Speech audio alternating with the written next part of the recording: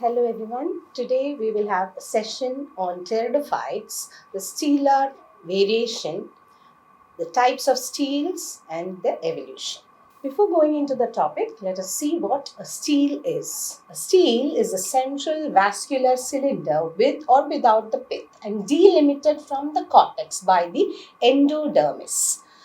The pericycle is considered as the outermost layer of the stele. And the term stele has been derived from a similar Greek word meaning pillar.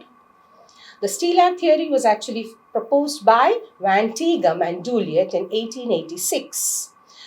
The point to be noted is that the stele of the root extends into the stem and that remains connected with that of the leaf by a vascular connection known as the leaf trace. Now, going into the types of steles. Now, it was Jeffrey who, for the first time, pointed out the stellar theory from the point of view of phylogeny. Now, Smith recognized two main types of stele in pteridophytes. The first one, the protostele, and the second, the siphonostele. The protostele is considered as the most primitive and the simplest type of stele, while the siphonostele is derived from the protostele. Now, going into the protostele, it is a non-medulated or a stele without a pith and having a central core of xylem surrounded by phloem.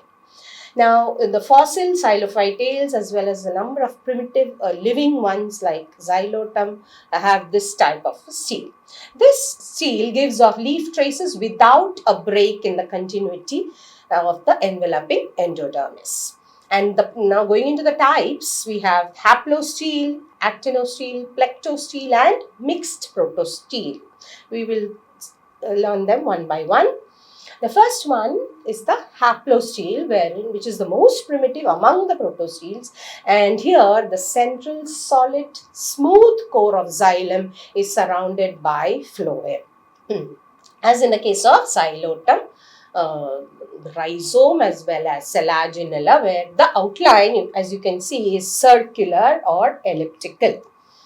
But in the case of the actinostele, it is slightly advanced, wherein the central core of xylem has radiating arms and it's surrounded by phloem.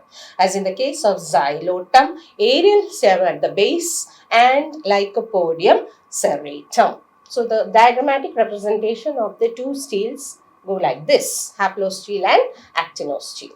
The next we have plectostele, wherein you find the central core of xylem has been divided into a number of plates which are parallel to each other and the phloem found between them alternating. Here we find it in the stem of Lycopodium clavatum. Now, in the case of mixed protostele, you can see this xylem breaks up into a number of patches embedded in the phloem, as in the case of Lycopodium cernum. Again, the diagrammatic representation. Now, moving into the siphonostele, a medullated stele with a pith is referred to as siphonostele. And Jeffrey actually considered the vascular portion of the siphonostele possesses a parenchymatous area known as a gap immediately above the branch traces and or the leaf traces.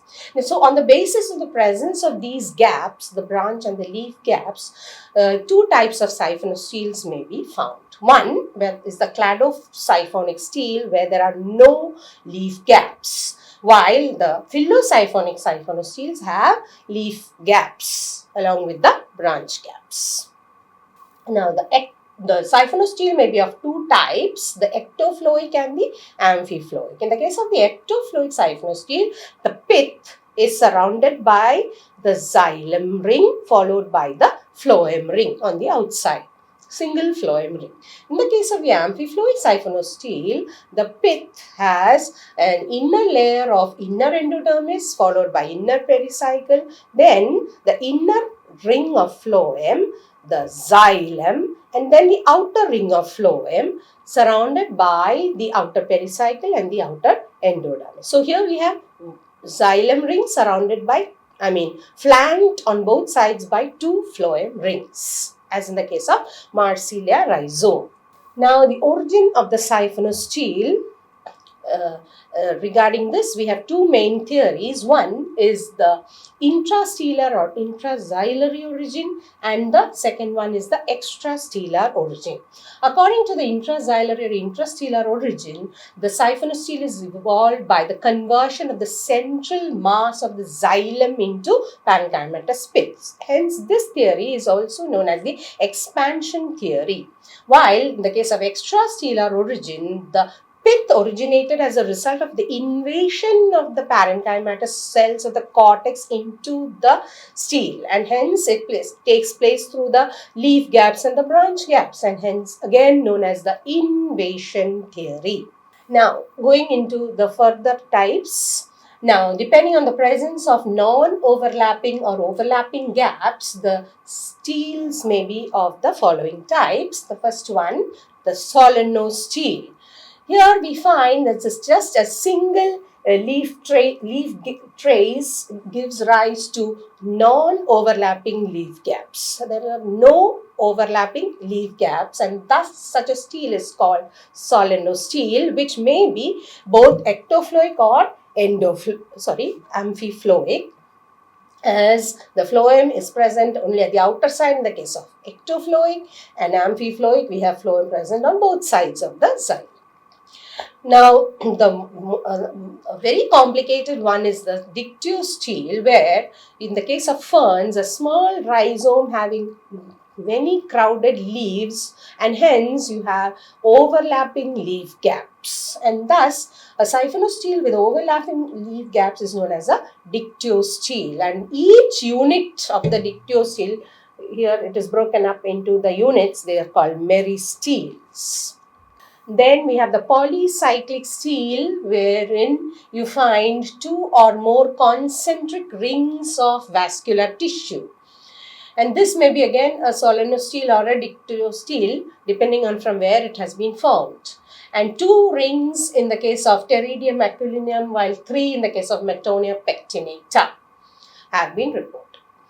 Then we have the most advanced as far as steels are concerned, the U stele or the true stele, wherein the vascular system consists of a ring of collateral or bicollateral bundles, as in the case of higher plants.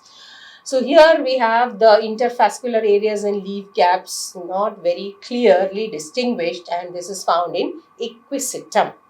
So here we have covered almost all the different types, starting with the protostele, the types haplostele, actinostele, plectostele and mixed protostele, followed by the siphonostele, ectofloic and amphifloic. And then we have gone into the solenostele, that is the ectofloic and amphifloic, along with the polycyclic stele and the dictyostele, and the last one, the U stele. This diagram shows the evolutionary trend starting from the most primitive one, the protostele, and the way it has been derived one from the other. As you know, the absence of pith is the most primitive, and the presence of the pith along with overlapping leaf gaps, along with the breaking up of the cylinder into segments, is considered as the most advanced.